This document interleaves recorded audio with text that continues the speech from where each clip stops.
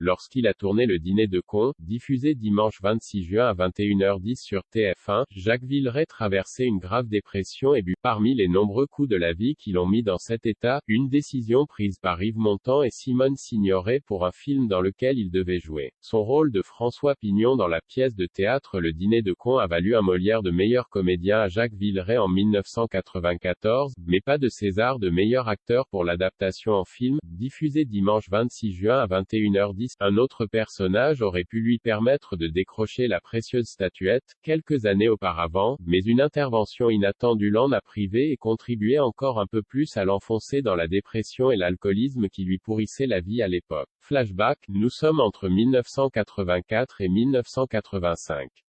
Claude Berry prépare son adaptation de Marcel Pagnol, Jean de Florette et Manon. S'il a très vite trouvé son papet en la personne d'Yves Montand, trouver l'acteur qui jouera Hugolin est plus compliqué. Au départ, il souhaitait Coluche, qu'il venait de diriger de Ciao Pantin, mais les exigences financières de l'humoriste l'en ont dissuadé. C'est alors qu'il choisit Jacques Villeray. Mais il se voit opposer un veto d'Yves Montand et Simone Signoret qui n'en veulent pas dans le film. Claude Berry finira par prendre Daniel Auteuil, qui remportera en 1987 le César de meilleur acteur. De son côté, Jacques Villeray encaisse mal la décision.